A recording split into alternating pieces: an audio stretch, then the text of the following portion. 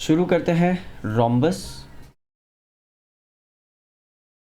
Rhombus जैसे कि आप जानते ही हैं एक स्पेशल टाइप का क्वाड्रिलेटरल होता है।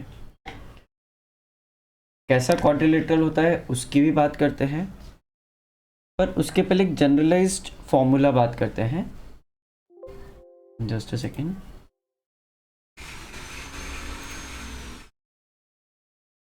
हाँ, पर उसके पहले एक जनरलाइज्ड फार्मूला बात करते हैं। अभी तक हम लोगों ने क्वाड्रिलेटरल्स के बारे में बात की और उनके एरिया कैसे फाइंड करना है उसकी बात की।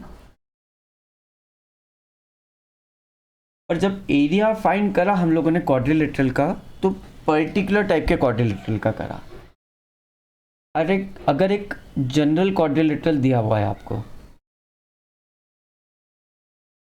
अगर एक जनरल क्वाड्रिलेटरल दिया हुआ है किसी भी शेप का, that is a general quadrilateral, तो आपको एटलीस्ट ये तो पता ही है कि ये क्वाड्रिलेटरल दो ट्राइंगल से बना है। अगर एक डायगोनल बना है इसकी, तो हमको पता चलता है इजीली कि ये क्वाड्रिलेटरल एक दो ट्राइंगल से बना है। जब एक क्वाड्रिलेटरल दो ट्राइंगल से बना है, तो इन दोनों ट्राइंगल्स के एरिया को एडअप करके आप सिंपली पूरे क्वाड्रिलेटरल के एरिया तक पहुंच सकते हैं।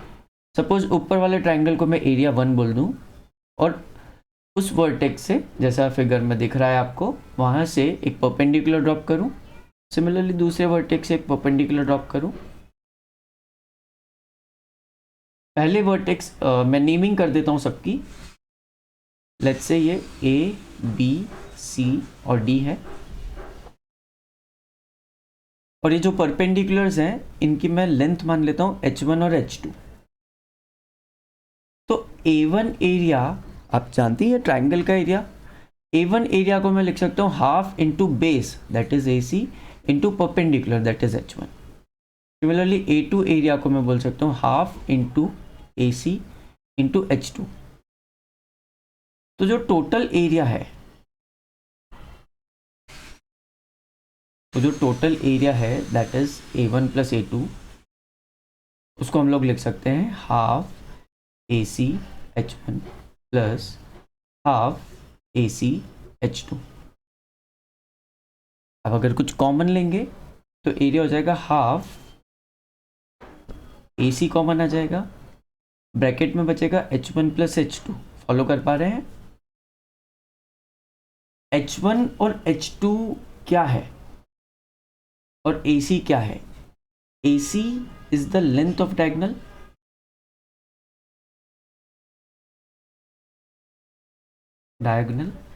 और h1 h2 are the perpendiculars to the diagonal।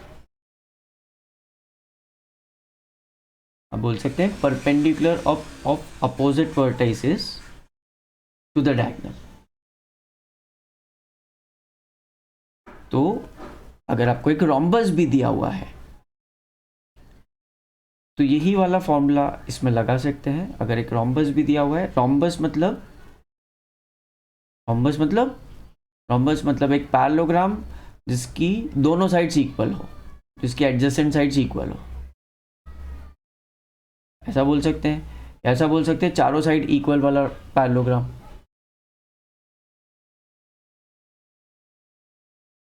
Rhombus, अगर ए बी सी डी एक रोम्बस दिया है और आप कोई सी भी डायगोनल ड्रॉ करें, बी डी डायगोनल ड्रॉ कर दें या ए सी डायगोनल ड्रॉ कर दें, जो आपकी इच्छा हो वो ड्रॉ कर दें, और इन दोनों पे परपेंडिकुलर्स ड्रॉप करें। ये दोनों परपेंडिकुलर्स को मैं अगर h1 h2 बोलता हूँ, तो आप फॉर्मूला लिख सकते हैं area of rhombus will be equal to half into diagonal into sum of lengths of perpendiculars.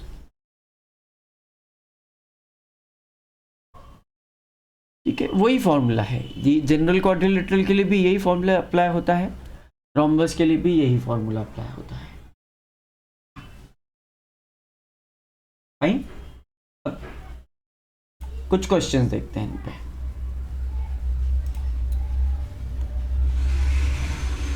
NCERT का एग्जाम्पल ले रहा हूँ। जो कि एग्जाम्पल 1 ही है उस सेक्शन का 11.4 सेक्शन का 11.4 आर्टिकल का एग्जाम्पल है ये। Find the area of the quadrilateral, एक क्वाड्रिलेटरल है PQRS, उसका एरिया निकालना है और क्वाड्रिलेटरल का डायग्राम दिया हुआ है। मैं ड्रॉ कर देता हूँ। किस तरह का क्वाड्रिलेटरल है ये नहीं बताया हमको नाम बताया है PQRS क्वाड्रिलेटरल का। ये पूरा फिगर दिया हुआ है क्वेश्चन में। इसकी लेंथ 5.5 सेंटीमीटर्स है। जो परपेंडिकुलर ड्रॉप हुई है उनकी respective length 2.5 centimetres and 1.5 centimetres है। डायगोनल की लेंथ 5.5 है। परपेंडिकुलर्स में एक है 2.5 सेंटीमीटर्स का और दूसरा है 1.5 सेंटीमीटर्स का। ओके, हम लोगों को एरिया फाइंड करना है। तो जब इसका एरिया फाइंड करेंगे तो एरिया होगा half into diagonal into sum of Heights.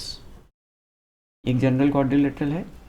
Half into 5.5 into 1.5 plus 1.5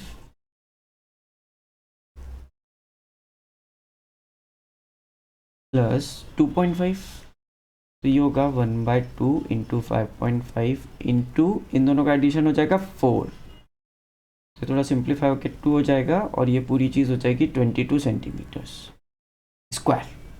22 centimetre square area है तो ऑब्वियसली स्क्वायर में आएगा। ठीक है, अब आप सॉल्यूशन देखना चाहते हैं तो वीडियो पॉज करके देख सकते हैं। चलिए अगले क्वेश्चन पे चलते हैं।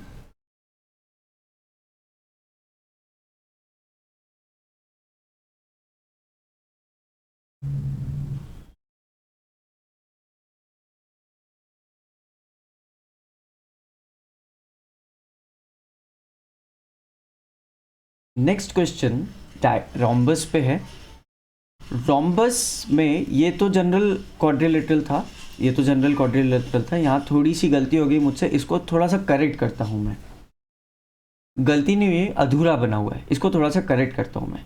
जनरल क्वाड्रिलेटरल का तो एरिया आ गया हमको, रोम्बस के लिए भी एरिया यही यूज़ करना है। बस अंतर क्या होता है कि जब रोम्बस होता है और उसमें परपेंडिकुलर्स ड्रॉप की जाती है, जब रोम्बस बनता है और उसमें परपेंडिकुलर्स ड्रॉप की जाती है दोनों तरफ, तो दोनों तरफ की परपेंडिकुलर मीट करती है और बेसिकली एक स्ट्रेट लाइन में होती है। मैं क्या बोल रहा हूँ, जैसे यहाँ पे परपेंडिकुलर्स ड्रॉप की तो वो दोनों परपेंडिकुलर अलग अलग पॉइंट पे गई। अब क्वाड्रिलेटरल के हिसाब से दोनों परपेंडिकुलर सेम पॉइंट पे भी आ सकती थी और वो एक स्ट्रेट लाइन में भी हो सकती थी। Basically rhombus diagonals of rhombus meet at 90 degree and even bisect each other. So diagonals of a rhombus are perpendicular bisectors. Basically diagonals of the rhombus are perpendicular bisectors. तो होगा क्या, formula यही लगेगा, ये जो सम ऑफ लेंथ्स ऑफ परपेंडिकुलर है ये हो जाएगा डायगोनल 2। देखो रोम्बस का एरिया थोड़ा सा मॉडिफाई हो जाएगा, एरिया इज इक्वल्स टू, ऊपर से ही लिखूंगा मैं, हाफ इंटू डायगोनल, उसको मैं लिख देता हूँ diagonal 1 into sum of lengths of perpendicular. तो ये जो D से M पॉइंट तक एक परपेंडिकुलर गई और B से M पॉइंट तक दूसरी परपेंडिकुलर आई, इन दोनों का सम करूंगा तो दूसरी डायगोनल आ जाएगी। तो जो रोम्बस का एरिया होता है वो ऐसे भी डिफाइन करते हैं और ऐसे भी डिफाइन करते हैं। मतलब अगर रोम्बस के डायगोनल्स हमको दोनों पता है तो दोनों को मल्टीप्लाई करो, हाफ से मल्टीप्लाई करो, एरिया ऑफ रोम्बस निकल के आ जाएगा। ओके, चलिए क्वेश्चन देखते हैं।